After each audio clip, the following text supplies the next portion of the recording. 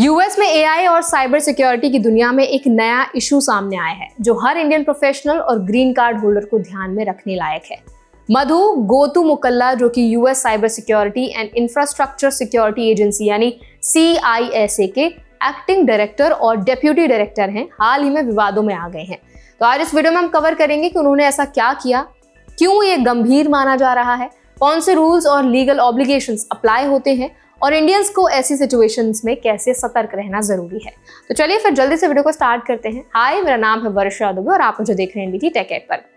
मधु गोतुमुकल्ला का काम यूएस की क्रिटिकल साइबर और फिजिकल इंफ्रास्ट्रक्चर की सुरक्षा करना है। इसमें खतरे जैसे कि हॉस्टाइल नेशनल स्टेट्स, रशिया और चाइना से आने वाले साइबर थ्रेट्स को पहचानना और मैनेज करना शामिल है।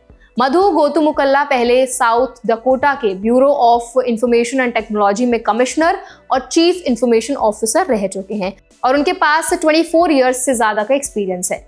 उन्होंने टेलीकॉम, वायरलेस और हेल्थ टेक्नोलॉजी जैसे एरियाज में भी सीनियर लीडरशिप रोल्स निभाई हैं। मामला तब सामने आया जब पता चला कि मधु गोतुमुकल्ला ने sensitive US government contracting documents को ChatGPT के पब्लिक वर्जन पर अपलोड कर दिया। ये डॉक्यूमेंट्स क्लासिफाइड नहीं थे लेकिन for official use only mark थे, यानी सेंसिटिव और पब्लिक रिलीज के लिए नहीं थे।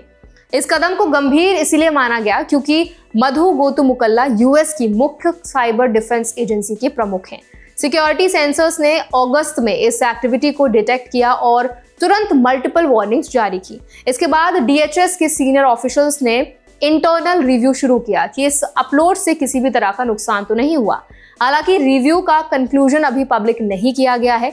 CISA की director of public affairs Marcy McCarthy ने कहा कि मधु गोतुमुकल्ला को स्पेशल DHS कंट्रोल्स के तहत ही ChatGPT यूज करने की अनुमति थी और ये यूज शॉर्ट टर्म और लिमिटेड था। लीगल एंगल बहुत इंपॉर्टेंट है। DHS और फेडरल रूल्स के अनुसार सेंसिटिव गवर्नमेंट डॉक्यूमेंट का गलत एक्सपोजर गंभीर कॉन्सिक्वेंसेस ला सकता है। एक्शंस रेंज कर सकते हैं रीट्रेनिंग, वार्निंग से लेकर डिसिप्लिनरी या लीगल एक्शंस तक, जो कि केस की सीरियसनेस पर डिपेंड करते हैं। गवर्नमेंट एम्प्लॉयज चाहे वो यूएस सिटीजन हो या green card holder, strict compliance के तहत आते हैं और AI टूल्स जैसे ChatGPT का यूज कंट्रोल एनवायरनमेंट में करना ही जरूरी है।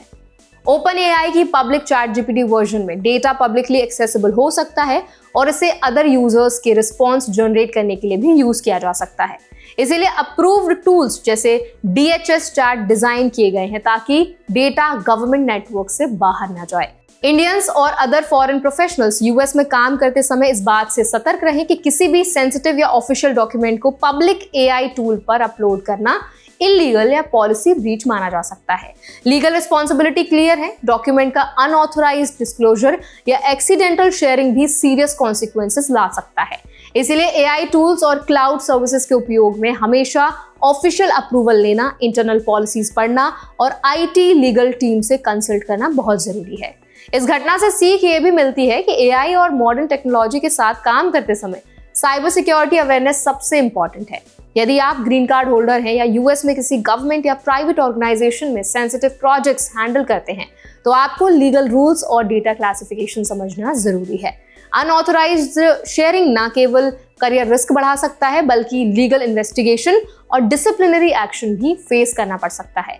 मधु गोतुमुकल्ला ने मैटर को DHS ऑफिशियल्स के साथ रिव्यू किया और जो डॉक्यूमेंट्स अपलोड हुए उनके इम्पैक्ट को एसेस किया गया। हालांकि अब तक कोई ऑफिशियल एक्शन पब्लिक नहीं किया गया है, लेकिन ये केस दिखाता है कि यूएस में सेंसिटिव गवर्नमेंट डेटा के साथ काम करते समय कंप्लायंस, डॉक्यूमेंटेशन और इंटरनल अप्रूवल्स कितने इंपॉर्टेंट हैं।